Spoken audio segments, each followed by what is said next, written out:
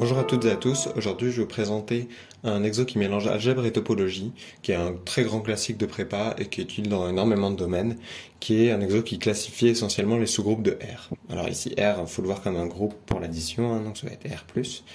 Un sous-groupe, donc je rappelle un sous-groupe de R+, c'est un ensemble qui contient 0, qui est stable par addition et par soustraction, essentiellement. Donc on fixe un sous-groupe de R+, et on va montrer que deux options sont possibles, ou bien il est dense dans R, donc ça veut dire dans tout intervalle non trivial, il y a un élément du groupe, ou bien il est ce qu'on appelle monogène, c'est-à-dire engendré par un seul élément, c'est-à-dire de la forme les multiples de A pour un certain A dans R+. Okay. Et on nous donne comme indication de considérer ce truc-là. Bon, a priori, on voit pas trop le rapport. Alors juste essayons de donner un peu quelques exemples des différentes classes possibles. Alors un sous-groupe G de R, donc il y a apparemment deux options. Il y a des sous-groupes denses dans R. Alors ça, par exemple, on peut citer Q, on peut citer R aussi, par exemple, mais en fait, il y en a d'autres. Par exemple, vous pouvez essayer de montrer que cette chose-là, Z crochet racine de 2, c'est-à-dire l'ensemble des A plus B racine de 2, ou A, B, sont dans Z, cette chose-là, vous pouvez essayer de montrer que c'est dense, c'est effectivement dense, et en fait ce sera une conséquence de l'exo et de l'irrationalité de racine de 2, on pourra voir ça après. Et sinon il y a les sous-groupes monogènes, c'est-à-dire engendrés par un seul élément. Bon bah ça par exemple il y a Z, mais il y a aussi 2Z, les entiers pairs, il y a aussi pi fois Z, c'est-à-dire juste les nombres de la forme kpi ou k dans Z, etc. Okay, je pourrais remplacer pi par n'importe quoi d'autre, ça marche aussi. Donc voilà, manifestement, c'est les deux seules possibilités. Alors évidemment, ces trucs-là, ils sont très faciles à comprendre. Hein. Ils sont tous isomorphes, par exemple, bon, sauf 0z qui est la 0, hein, celui-là il n'est pas isomorphe aux autres, mais sinon ils sont tous isomorphes, alors que ceux-là, ils sont très compliqués. Ils sont en fait beaucoup plus compliqués. Et en fait, on les comprend assez mal. On sait juste qu'ils sont denses et on ne peut pas dire grand chose de plus de très général dessus. Alors, donc maintenant, essayez de montrer que effectivement, on est forcément dans un de ces deux cas. Donc je vais fixer G, un sous-groupe de R avec l'addition. Hein.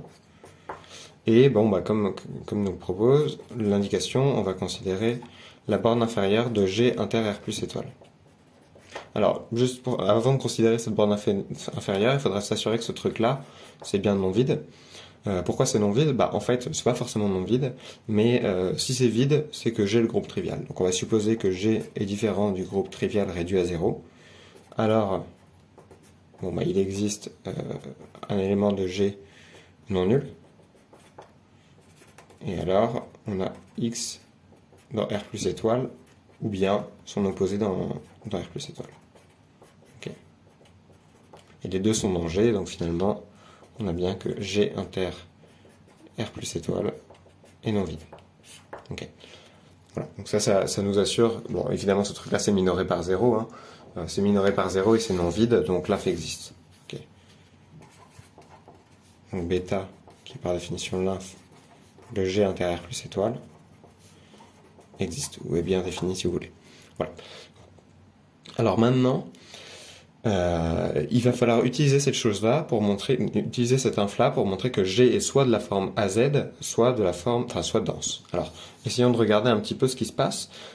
Si par exemple G égale R, ici, bah, bêta, ça va être l'inf de R inter R plus étoile, c'est l'inf de R plus étoile, bon, bah, c'est 0.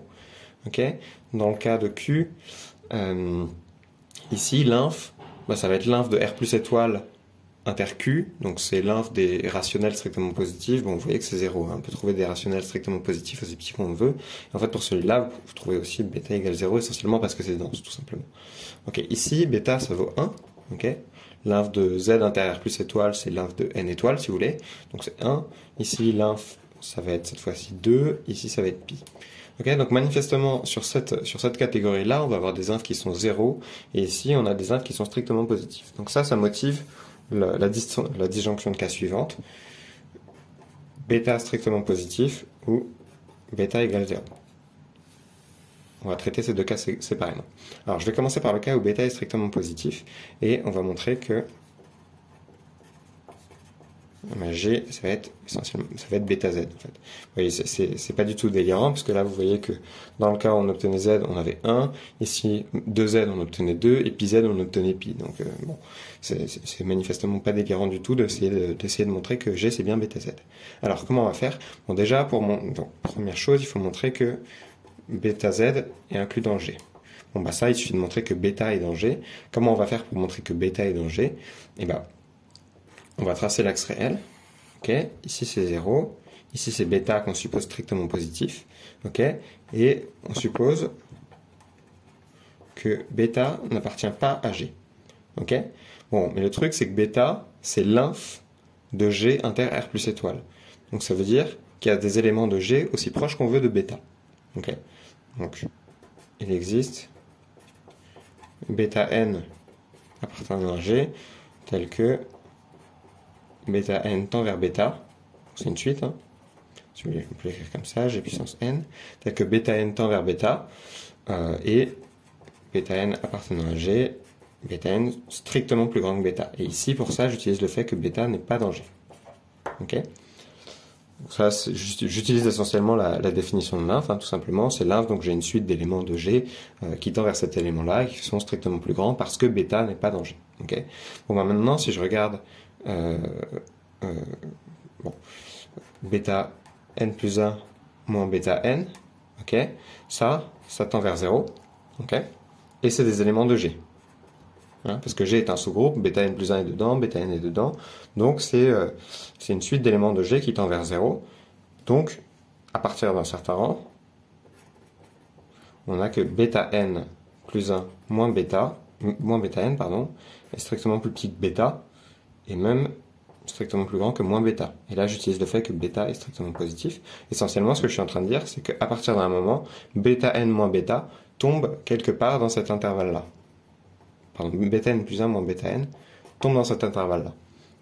Ok, mais donc, ce que ça veut dire, c'est que, quitte à remplacer bêta n plus 1 moins bêta n, on a donc que bêta n plus 1 moins bêta n, bon, bah ça c'est strictement entre bêta, strictement plus petit que bêta est supérieur ou égal à 0 par exemple. Ok. Donc ça c'est quitte à échanger bêta n plus 1 et bêta n. Okay. Et ça c'est toujours vrai à partir d'un certain rang évidemment. Bon, et ça, bah, cette chose-là, c'est dans G. Ok. Mais G inter R plus étoile est minoré par bêta. Donc ça peut pas être dans R plus étoile. Donc c'est forcément égal à 0. Ça nous dit que bêta n plus 1 égale bêta n à partir d'un certain rang. APCR, ça veut dire à partir d'un certain rang. Hein. Et ça, bah, ça va nous donner notre contradiction. Oui, parce que dans ce cas-là, on a vu que bêta n, par hypothèse, tendait vers bêta. Donc, bah, ça stationne à bêta. Parce que c'est une suite constante à partir d'un certain rang qui tend vers bêta, donc c'est forcément égal à bêta à partir d'un certain rang. Et donc finalement, bah ça nous dit que bêta est dans G. Et c'est la contradiction qu'on voulait. Parce que je vous rappelle qu'on avait supposé par l'absurde que bêta n'était pas dans G. Ok, donc finalement, on a montré la première inclusion par l'absurde. Bêta Z inclus dans G. On a montré par l'absurde que bêta était dans G, et ben comme G est un sous-groupe de R, on en déduit immédiatement que tous ces multiples sont aussi dans G. Ok, ça c'est la première chose. Maintenant, montrons que G est inclus dans bêta Z. Alors comment on va faire ça? Eh ben, on va prendre un élément de G. Bon alors, évidemment on peut le prendre strictement positif, hein, quitte à le remplacer par son opposé. Ça ne change pas que le fait qu'il appartienne à bêta Z ou non. Okay. On va prendre soit A alpha, qu'on va choisir dans G, et qu'on va choisir strictement positif par exemple. Ça ne change pas grand chose.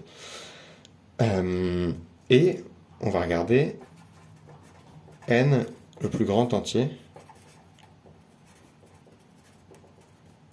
tel que n bêta est inférieur ou égal à alpha. Je vous laisse vérifier que ce plus grand entier existe.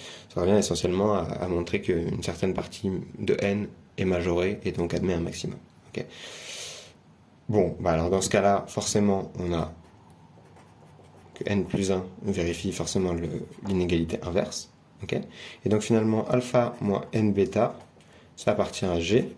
mais aussi à 0, bêta, et bêta ouvert. Okay. C'est juste réarranger cette inégalité-là.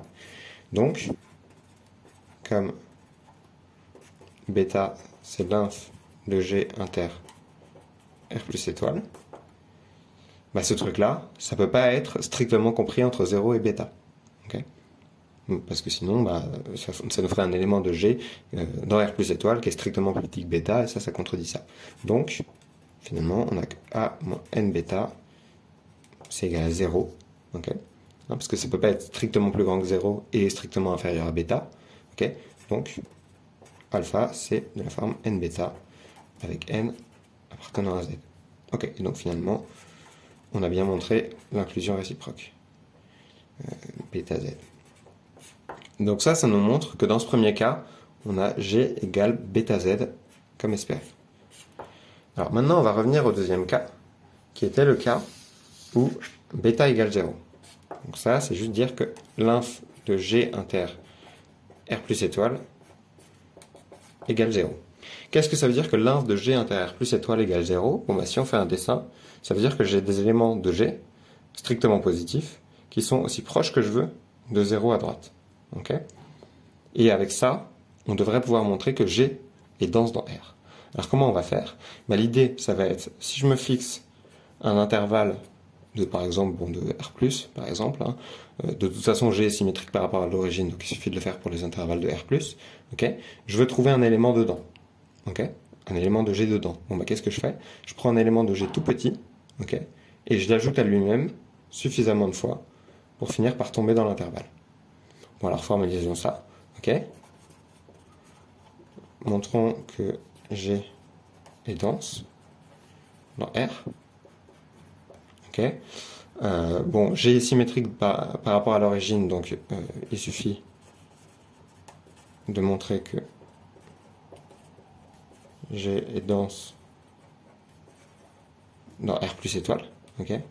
Je vous laisse vérifier les détails dans les commentaires si vous voulez, mais ça revient essentiellement juste à dire que G est stable par l'application qui a x donne moins x, donc s'il est dense dans R plus étoile, il est évidemment dense aussi dans R moins étoile, et ça suffit. Ok. Bon, bah très bien, alors on fixe A, B dans R plus étoile, avec A strictement plus petit que B, et on veut montrer que A B ouvert contient un élément de G.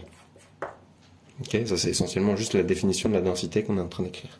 Bon, bah comment on va faire? Alors on va prendre epsilon strictement positif, ok, donc c'est cet élément-là, ok, et on voit que pour pouvoir sauter de epsilon en epsilon, de sorte de ne pas rater l'intervalle AB, il va falloir prendre epsilon plus petit que la longueur de AB.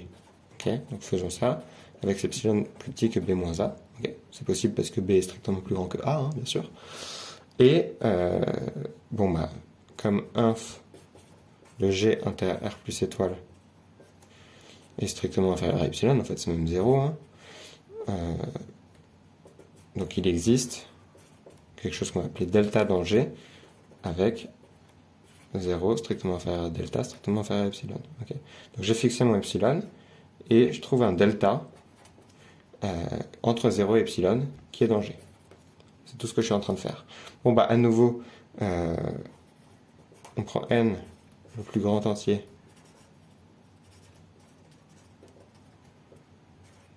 on va plutôt prendre pardon, le plus petit entier, excusez-moi, tel que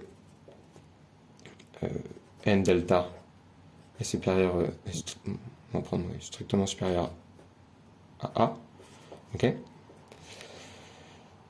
On prend le plus petit entier tel que n delta est strictement supérieur à A, donc c'est intuitivement ça doit être la première fois que delta, enfin que n fois delta tombe dans l'intervalle AB. Hein. Ok. Bon bah ça nous dit en particulier que n-1 delta est inférieur ou égal à A. Ok. Donc ça nous dit que n delta est inférieur ou égal à A plus delta. Ok. Bon, et A plus delta, c'est plus petit que A plus epsilon. Et ça, c'est B. Ok. Et donc, finalement, Si on récapitule tout ça, on a montré que A est strictement plus petit que n delta, qui est strictement plus petit que B. Donc n delta, il appartient à l'ouvert AB, et aussi à G, puisque delta appartient à G et G est un sous-groupe. Okay, donc finalement, on a montré que G inter AB est non vide, donc G est dense. Donc encore une fois, j'ai montré qu'il était dense dans R plus étoile. Je vous laisse vérifier que le fait que ce soit stable par multiplication par -1, ça vous assure que c'est dense dans tout R. Okay, donc finalement, G est soit de la forme A fois Z, où A c'est un réel quelconque, ça peut être pi, ça peut être racine de 2, ça peut être 1, ça peut être ce que vous voulez, soit dense. Dense dans R. Voilà, donc ça termine notre classification. Alors évidemment, vous pouvez aussi vérifier qu'il ne peut pas être les deux à la fois, essentiellement parce que un truc de la forme AZ, vous voyez bien que ça va être des trucs vraiment espacés d'une certaine distance, quoi. Ici la distance c'est A. Okay. Donc ça n'a aucune chance d'être dense, vous pouvez vérifier formellement. Et vous pouvez donner des exemples de tout ça, par exemple, en utilisant ça, vous regardez par exemple Z crochet racine de 2, donc c'est le truc que j'ai introduit au début, A plus B racine de 2 où A, B appartiennent à Z. Bon, vous voyez bien que manifestement c'est un sous-groupe, si j'additionne deux trucs comme ça, j'obtiens encore un truc comme ça avec des entiers comme coefficient. Donc ça c'est bien un sous-groupe de R pour l'addition. Et en fait, ce qu'on a fait là, ça nous permet de montrer qu'il est dense. Pourquoi il est dense? Parce qu'il ne peut pas être de la forme AZ. Oui, parce que s'il était de la forme AZ, Z crochet racine de 2, on va appeler donc AZ. Ok, bon 1 c'est là-dedans, racine de 2 c'est là-dedans, donc ça nous permet d'écrire 1 sous la forme PA, donc P appartient à Z, ça nous permet d'écrire racine de 2 sous la forme QA, où Q appartient à Z, et du coup vous faites le quotient des deux et vous obtenez racine de 2 égale Q sur P appartient à Q, ce qui est manifestement faux. Okay. Donc ce truc-là, ça nous dit que ça c'est un sous-groupe de R+, qui ne peut pas être de la forme AZ, donc il est dense. Et ça, a priori, c'est pas non plus évident. Voilà, alors une deuxième application de ça, je vais vous laisser avec ça, ça peut être de regarder la suite des valeurs du cosinus dans les entiers. Pas pi fois les entiers, vraiment les entiers. Donc a priori, ça a des chances d'être très chaotique, parce que finalement, ça dépend essentiellement de la congruence de n modulo pi, ou modulo de pi. Ce truc-là, vous pouvez montrer que les valeurs de la suite, l'ensemble des cosènes, est dense dans -1. Parce que finalement ça ne va pas déborder, parce que les cosinus c'est compris entre -1 et 1, mais en un certain sens on va partout dans -1, c'est-à-dire on s'approche aussi près de tout réel de -1 qu'on veut. Voilà. Donc cette chose-là, vous pouvez la démontrer en utilisant ce qu'on a fait avant. Je vous laisse regarder ça, et n'hésitez pas à me dire dans les commentaires ce que vous en pensez. Et à proposer des solutions à ce truc-là. Voilà. Vous pouvez aussi le faire avec le sinus, mais en fait vous allez avoir un peu plus de problèmes. Là, vous évitez des problèmes grâce à la parité du cosinus. Vous allez avoir quelques problèmes si vous essayez de le faire avec le sinus. Ça reste évidemment vrai avec le sinus, mais c'est juste un petit peu plus chiant à mettre en place. Voilà. Donc c'est tout pour aujourd'hui. J'espère que ça vous a plu et à bientôt.